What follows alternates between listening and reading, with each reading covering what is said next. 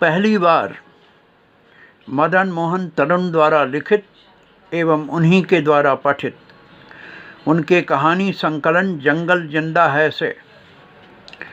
ओह, इस स्त्री में इतना सुख है, इसके पूर्व तो मैं इसकी कल्पना भी नहीं कर सकता था। कुंवारा जो ठहरा, न जाने किस प्रमाद में मैंने यह निर्णय ले लिया था। कल ही तो मिली थी वह, अभी पूरा परिचय भी तो नहीं हो पाया था, पर न जाने क्यों उसे देखते ही सुरूर सा छा गया। पूरे शरीर में रस की धारा सी बह गई। ऐसा मैं कभी नहीं था। आंखें निर्लज्ज सी उसकी आंखों से चिपक गईं और रोम रोम झंकृत हो उठा। यह सब मैंने किताबों में पढ़ा था। मैं स्त्री की चर्चा करने वालों और उनकी संगति पाने के लिए तरह तरह की हरकतें करने वालों का मजाक उड़ाया करता था। कभी ऐसी स्थिति में स्वयं मुझे ही उलझना पड़ेगा, यह तो सोचा भी नहीं था। अकल्पनीय था सब कुछ। जीवन में अकेलापन अच्छा लगने लगा था, किंतु न जाने कैसा था वह अकल्पनीय क्षण जिसने मेरे जीवन के एकांत में छिद्र ही नहीं किया, उसे विदीर्ण कर उसमें न जाने कितने फूल खिला दिए, न जाने कहाँ की सुरभि बिखेर दी। सचमुच कितना असाधारण आनंद से आपूरित था वह अनिर्वचनीय क्षण। जैसे सदियों से प्यासी धरती पर वर्षा होने लगी। बिजली, पानी, हवाएं, झूमते वृक्षों की शीतकारती आवाजें, सब ने पूरे समारोह के साथ मेरे जीवन में प्रवेश किया। रोम रोम हर्ष विभोर होकर पसीज पसीज गए। अब तक शरीर झंझना रहा है। मिठास जिह्वा पर ही नहीं, आंखों में भी बसी है। ओह, सांसों का ऐसा झकोरा, हथेलियों में अजीब सी सिहरन है। किस तरह उसके बाल खुलकर चेहरे पर लहरा गए और शरीर किसी अदृश्य पूर्व अमृत की नदी में हिल्लोलित हो उठा। वह विमुग्ध मुस्कुराई थी। पहली बार जब उसे देखा था, न जाने क्यों मेरी पलकें अधमुंदी सी हो गई थीं। होठों को हल्के से भिगोती उसकी सांवली मुस्कान नासिका पर चमकती हुई पूरे मुखमंडल पर उद्दीप्त हो उठी थी और फिर धीरे धीरे उसी चेहरे में रिस रिस कर गुलाबी आभा बनकर चारों ओर बिखर गई थी।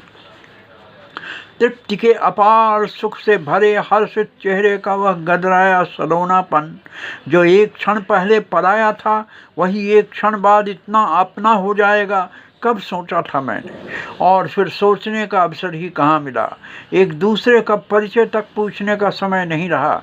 न जाने कैसी खुमारी थी वह, फिर नींद का एक अकल्पनीय झोंका, और फिर कहाँ सत्य, कहाँ स्वप्न। कल शाम इसी होटल के पोर्टिको से होता हुआ मैं सीढ़ियों की ओर बढ़ रहा था कि उस सांवली लंबी करीब 30 से 35 वर्ष के बीच की उस युवती को देखा था। मुझसे कम से कम 20 वर्ष छोटी। न जाने क्या पूछा उसने, जैसे जल तरंग सा बज उठा। हम साथ साथ ऊपर आए और न जाने क्या क्या बातें करते रहे। विषय याद नहीं, समय याद नहीं। उसके बाद न जाने क्या हुआ, लेकिन रोम रोम में अब तक गुदगुदी हो रही है। ओह, ऐसा सुख, इतना सुख, जैसे किसी फूल को छूकर हम गुजर जाएं और उसकी गंध, उसकी खुमारी जीवन भर के लिए हमारे मन प्राण का हिस्सा बन जाए। ऐसा नहीं कि किसी स्त्री से मिलने या बातें करने का मुझे पहली बार अवसर मिला था। अपने प्रशासनिक जीवन में न जाने कितनी ही सुंदर असुंदर, नेक नाम बदनाम स्त्रियों से मिलता रहा हूँ मैं, परंतु कभी ऐसी भावुकता या उन्माद का अनुभव नहीं हुआ मुझे। अब भी समझ नहीं पा रहा हूँ यह सब कैसे हो गया। मैं चपल सा हल्का फुल्का व्यक्ति भी नहीं। सामान्यतः मैं अपनी भारी चुप्पियों के लिए जाना जाता हूँ। लोग बहुत ज़रूरी होने पर ही मुझसे मिलना जुलना पसंद करते रहे हैं। फिर अचानक यह सब कैसे हो गया, और वह भी इस हद तक।